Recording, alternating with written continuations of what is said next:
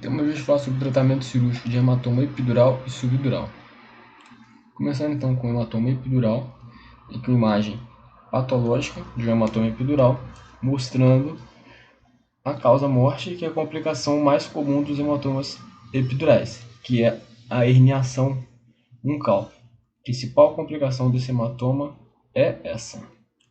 Aqui mostrando o hematoma epidural, que é uma coleção extraquixial, que forma aquela lente biconvexa entre o espaço do crânio e da dura mater. O hematoma epidural, a 85% das vezes, ele vai ser causado por uma fonte arterial. A principal artéria relacionada a esse sangramento é a artéria meningéia média. Geralmente está relacionada à fratura de crânio e é responsável por 1% das admissões de TCA numa emergência. É uma condição rara em crianças com menos de 2 anos de idade e é rara em idosos com mais de 60 anos devido ao fato da dura mater ser mais aderida à calota craniana nesses pacientes idosos. O quadro clínico do hematoma epidural é caracterizado por aquele intervalo lúcido que ocorre em apenas 25% dos casos. A maioria das vezes ele está relacionado a trauma, porém raramente ele pode acontecer espontaneamente, principalmente em pacientes que têm algum tipo de discrasia, e também está relacionado raramente também a processos infecciosos da mastoide que acabam cursando com vasculite da artéria meningéia média, gerando hematoma, mas isso é bem raro. Aqui uma tabela mostrando as indicações de cirurgia no contexto de um hematoma epidural. A cirurgia está indicada quando a gente tem um volume de hematoma maior do que 30 ml, apresentando 30 cm3 de área. Quando o paciente tem um estado clínico de coma com anisocoria, pacientes que têm um volume de hematoma menor do que 30 ml e um Glasgow maior do que 8, eventualmente pode ser optar pelo tratamento conservador. Então, a grande maioria das vezes ele vai ser cirúrgico.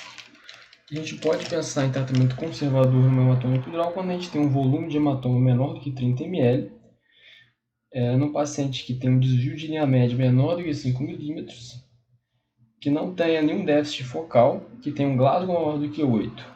Aí nesse paciente a gente pode adotar um tratamento conservador com tomografia seriada. Uma outra condição é o hematoma epidural laminar, um hematoma com pouco volume. Aqui é uma tomografia de um paciente de 25 anos, que tem hematoma laminar, pequeno aqui na região parietal do lado esquerdo, também visto aqui e aqui. E para esse tipo de doença, a primeira coisa que a gente faz é fazer a internação hospitalar, e ele estando clinicamente bem, fazer uma avaliação seriada, de hora em hora, ver o doente, ver se ele está apresentando algum déficit novo, ver se ele teve rebaixamento de nível de consciência. Tem que fazer uma TC de urgência, caso ele tenha alguma piora neurológica, alguma piora clínica, e tem que fazer uma TC de controle com 24 horas. O tempo de internação hospitalar tem que ser mantido por um período de 4 a 5 dias, que na prática é um período que o hematoma pode voltar a crescer. Geralmente, os hematomas epidurais crescem nas primeiras 24 horas, mas um período de segurança seria manter o paciente internado por 5 dias. Esse trabalho mostra uma associação de hematoma epidural com a formação de pseudoneurisma da artéria meningéia média, que são vistas na arteriografia, feitas no contexto de um paciente que chega com hematoma epidural, que não tem essa indicação de abordagem de urgência, o paciente que se enquadra naquele caso de um volume menor de hematoma, que não tenha nenhum déficit e que não tenha desvio de linha média. O desvio de linha média seja menor do que 5 mm. Esse doente ele faz a arteriografia e acaba evidenciando esse pseudoneurisma da meningéia média. E esse é o trabalho mostrando que esse pseudoneurisma ele pode ser abordado, ele pode ser manejado por via endovascular. O paciente que faz a abordagem endovascular ele tem uma segurança maior de que o hematoma laminar que ele tem, ele não vai aumentar, e ele acaba podendo ter uma alta precoce antes daquele período de 5 dias. Ele chega com um hematoma laminar, faz a arteriografia, identifica o pseudoaneurisma, aborda o pseudoaneurisma por abordagem endovascular e em seguida pode ir de alta se não tiver nenhuma complicação. E aqui mostrando uma arteriografia com o pseudoaneurisma da artéria cerebral média, feita no contexto de hematoma epidural laminar. Aqui a gente vê o sangramento. Em relação ao tratamento cirúrgico do hematoma epidural, os princípios que norteiam o tratamento dele são a localização anatômica do hematoma, realização da craniotomia, fazer a coagulação da fonte de sangramento, quando for arterial, e a realização de ancoramento dural, principalmente quando a fonte de sangramento é de seio venoso. Aqui mostrando um hematoma epidural da região parieto temporal do lado direito, que gera certo desvio de linha média. Então, nesse caso, o objetivo é fazer uma craniotomia dessa área onde a gente está vendo o sangramento. Não precisa ser uma craniotomia muito extensa, tem que ser uma craniotomia que consiga pegar a área de hematoma para que ele possa ser aspirado. Aqui uma imagem de outro hematoma epidural. Esse hematoma de origem de sangramento de seio venoso, de seio sagital superior, com reconstrução 3D. Aqui é a figura do pós-operatório do hematoma, mostrando aqui a região drenada, e aqui a reconstrução 3D mostrando a fratura do crânio. Aqui a escala tomográfica de Rotterdam, que é uma escala de avaliação prognóstica, que coloca aqui o hematoma epidural com uma relação de bom prognóstico no contexto de sangramento intracraniano. Quando abordado, a chance do paciente ter um prognóstico melhor é maior do que no hematoma subdural, por exemplo. Mostrando aqui a lesão de massa epidural. Se for presente, não pontua. Se for ausente, pontua um ponto. Dando nenhum prognóstico melhor quando a fonte de sangramento é epidural. E aqui a escala de Helsinki, que tem o mesmo objetivo de mostrar que o hematoma epidural ele tem uma pontuação de -3, mostrando que a presença de hematoma epidural tem um prognóstico melhor quando abordado em comparação a outros tipos de sangramento.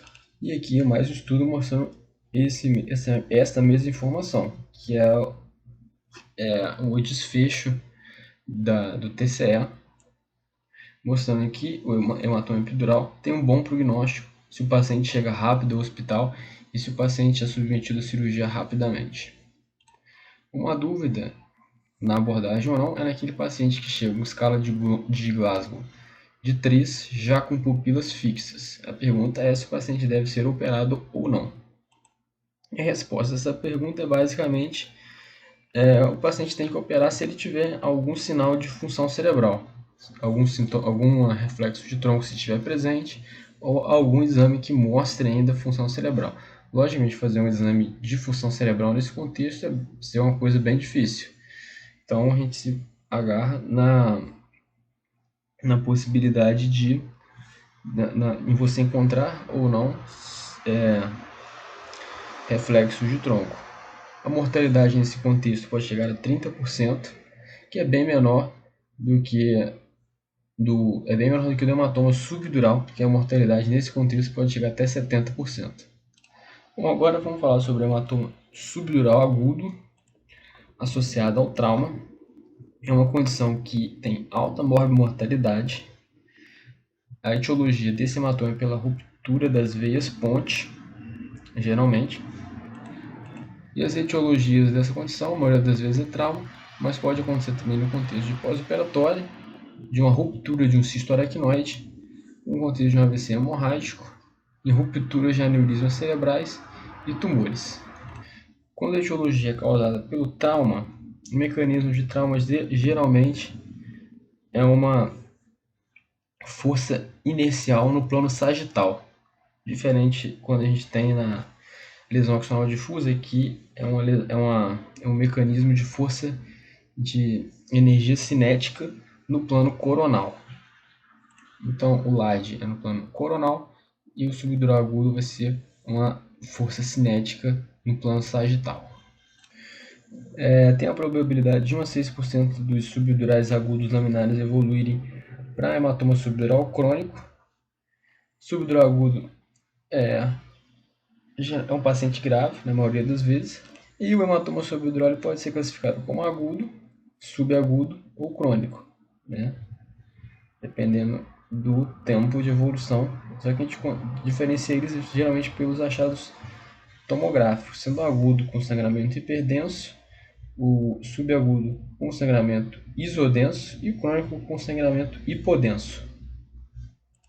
Aqui, manifestação clínica, geralmente é um paciente que vem de um TCE grave, podendo ter sinais focais como hemiparesia, uma postura patológica, decorticação, descerebração e convulsões. Pode ter também já alteração de pupila, no caso aqui uma anisocoria. E no hematoma subdural agudo, tempo é cérebro. Nos estudos mostram que os pacientes que são operados nas primeiras 2 horas do trauma, a mortalidade já é alta, chegando a 47%.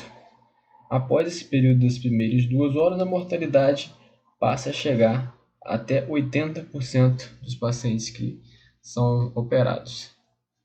Em relação à conduta, a gente tem que definir quando é que tem indicação de fazer cirurgia ou não. Quando é que a gente pode seguir com tratamento clínico, quando a gente tem que fazer cirurgia imediatamente.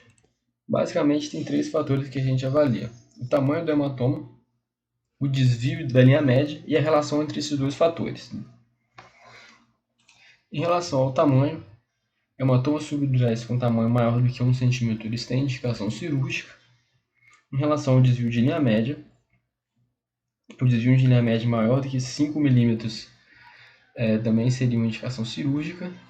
E observar a relação dessas 2 medidas. Quando a gente tem um desvio de linha média maior do que o tamanho do hematoma, mostra que além do fator de volume do hematoma, a gente tem também um edema cerebral difuso junto com o hematoma que ajuda a desviar ainda mais a linha média. Esse é um fator de mau prognóstico, porque além do sangramento que ocorreu, vai ter também já um quadro de edema cerebral associado.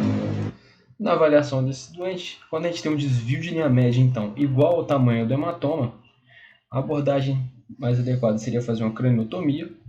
Quando a gente tem um desvio de linha média maior do que o tamanho do hematoma, que mostraria para a gente que esse edema cerebral está associado, o mais adequado seria fazer a craniectomia com duroplastia para aumentar o volume para o cérebro ficar, né? Para aumentar a complacência cerebral. Quando a gente tem um hematoma que é maior do que o desvio, seria o melhor cenário, é o paciente que tem melhor prognóstico com maior chance de tratamento conservador. E aqui a figura mostrando esses 3 cenários. Um hematoma com desvio de linha média mais ou menos do mesmo tamanho, cirúrgico porque o tamanho do hematoma é maior do que 1 cm e o tamanho do desvio é maior do que 5 mm. Aqui o contexto que o desvio de linha média é maior do que o hematoma, configurando assim também uma indicação cirúrgica, além das medidas também indicarem a cirurgia.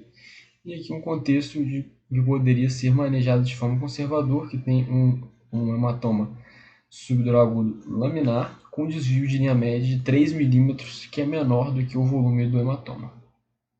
Aqui mostrando um fluxograma que leva em consideração a escala de Marshall, com a abordagem que a gente tem que fazer, que é basicamente aquilo que a gente já disse, dando como opção também de tratamento fazer a fenestração dural com craniotomia, que a gente vai ver mais para frente. A escala de Marshall é uma classificação radiológica, que tem 4 tipos, tipo 1, 2, 3 e 4, sendo 1 a tomografia normal, tipo 2 uma tomografia que mostra pequenas lesões com a linha média centrada, o tipo 3 é uma tomografia que mostra um brain swelling, um edema cerebral bilateral, sem a presença de nenhuma cisterna de base, e o tipo 4 vai ser que tem o brain swelling unilateral com a linha média desviada acima de 5 mm. Aqui um caso clínico, um paciente de 26 anos que teve uma queda de altura, já chegando anisocórico, com saída de tecido cerebral pela cavidade nasal, com escala de Glasgow de 6. Foi feita a tomografia de urgência, que mostrou uma área de hematoma subdural hipodenso, um hematoma subdural agudo.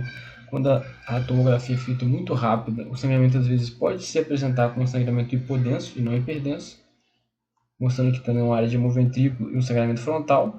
E o paciente foi submetido à craniectomia com duroplastia. E aqui a imagem do pós-operatório mostrando a craniotomia com a herniação de tecido cerebral importante, mostrando que tinha um brain swelling importante e uma área de hipodensidade de isquemia cerebral na região que estava apertada. O paciente acabou evoluindo para óbito. Aqui mais uma vez um paciente com hematoma subdural agudo hipodenso, com a tomografia sendo feita de forma muito precoce, mostrando um desvio de linha média desproporcional ao tamanho do hematoma, mostrando que tem uma grande edema cerebral associada. Aqui imagem do pós-operatório, mostrando também a craniotomia, que não foi feita do tamanho adequado, foi feita uma janela de craniotomia pequena, acabou evoluindo com herniação de tecido cerebral, presença de sangramento do local da cirurgia, com hemorragia intraparenquimatosa importante, mostrando nesse caso que às vezes é melhor fazer uma craniotomia maior para conseguir dar um volume maior para o cérebro poder se ajustar lá nesse novo local. Aqui, esse slide tem o objetivo de mostrar o hematoma subdural como estudo de difusão de fluxo de uma tomografia, mostrando que mesmo hematomas laminares eles podem diminuir o fluxo cerebral, comprometendo a vascularização do tecido, podendo gerar com isso edema e desvio de linha média. E aqui mostrando esse doente com hematoma laminar que foi submetido a cirurgia com o mesmo problema de grande extrusão de tecido cerebral, mostrando que a perfusão estava comprometida na região que tinha hematoma e que isso é um prognóstico muito ruim quando isso acontece. No contexto de uma cirurgia para tratamento de um hematoma subdural agudo e que no decorrer da cirurgia o cérebro começa a edemaciar muito, começa a ter um brain swelling no meio da cirurgia, a gente tem que sempre pensar na possibilidade de um hematoma epidural ter acontecido do lado contralateral da cirurgia, principalmente se o paciente tiver alguma fratura do lado contralateral. Outra coisa que pode causar hematoma epidural contralateral é o posicionamento do paciente no Mayfield, utilizando os pinos, principalmente se for idoso. E a principal causa de brain swelling não é o hematoma epidural do lado contralateral, são fatores clínicos durante o ato operatório, como aumento do PCO2 durante a cirurgia ou durante a indução anestésicos, algum anestésico, principalmente os anestésicos inalatórios, que causam edema cerebral. E tem o fato do próprio cérebro já estar sofrendo e já ter o próprio brain swelling por causa da compressão que o tecido cerebral estava sofrendo no momento, antes da cirurgia. E devido a esse risco de brain swelling, a gente pensa nas opções de descompressão gradual, cujas técnicas que a gente tem são a de cirurgia descompressiva do tipo janela, onde a gente faz a descompressão, mas deixa o osso flutuando dentro da ferida operatória. Tem também a técnica da cranectomia descompressiva do tipo escada, onde a gente deixa o osso sobreposto sobre a tábua óssea que está fixa ali. Tem a cirurgia descompressiva do tipo dobradiça ou ring, craniotomia ring, onde você fixa apenas uma extremidade do osso na tábua óssea. E tem também a opção de fazer cirurgia descompressiva com múltiplas fenestrações durais, onde você descomprime e faz as fenestrações da dura mater. E aqui a craniectomia padrão, com trauma flap, onde é feita a fenestração dural, feitos os cortes para aumentar o volume de dura mater, e em seguida é feita duroplastia, botando ali PET de pericrânio, eventualmente pericárdio bovino, mas o que mais se usa é o PET de pericânio para fazer a duroplastia e aumentar o volume para acomodação cerebral. E nesse caso da cranectomia padrão, a gente deixa o tecido cerebral flutuando sem o osso. O osso, geralmente, ele é sepultado no abdômen, no tecido subcutâneo, ou é mandado para o banco de osso, onde ele vai ser reposicionado num segundo momento, depois que passar o evento do edema cerebral. Aqui um trabalho que mostra a evolução de subdurais agudos que tiveram necessidade de fazer cranectomia descompressiva, que mostrou que a mortalidade desses pacientes chega até 50% a 60%.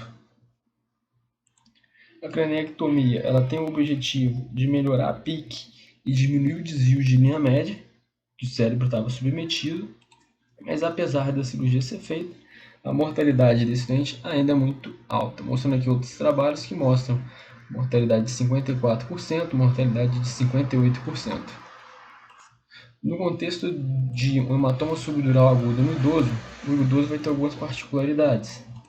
Primeira coisa é que o idoso pode chegar na emergência clinicamente bem.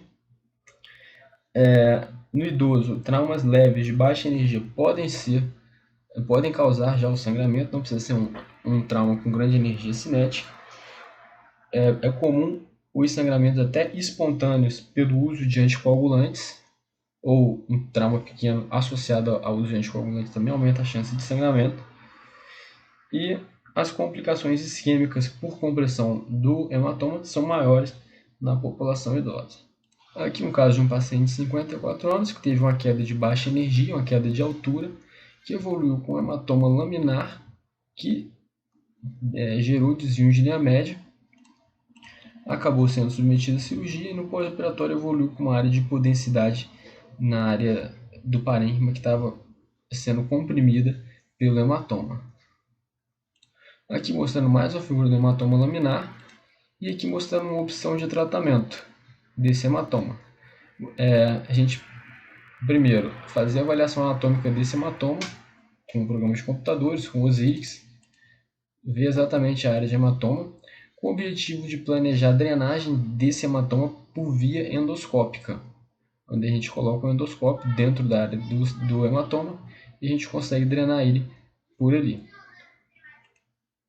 Geralmente se faz uma craniotomia em corredor, saindo da parte mais posterior do hematoma e levando um endoscópio por dentro da região para fazer a lavagem e a drenagem desse hematoma. Isso é uma opção de tratamento para os pacientes que se apresentem clinicamente bem, sem evidência de brain swelling no exame de imagem e que tem um mecanismo de TCE de baixa energia. Isso é uma opção boa para pacientes idosos. O hematoma subdural agudo na criança, a gente sempre tem que ficar atento para a síndrome do baby shake, principalmente quando o hematoma for bilateral, e por isso que 69% dos hematomas subdurais agudos nas crianças são bilateral, porque tem essa associação com maus tratos e com a síndrome do bebê sacudido. Na criança, existe essa relação de que até hematomas pequenos eles estão associados à lesão de substância branca do cérebro da criança e que evolui posteriormente com atrofia de tecido cerebral. Esse é o tema desse trabalho que chegou a essa conclusão. E aqui uma imagem mostrando inicialmente o hematoma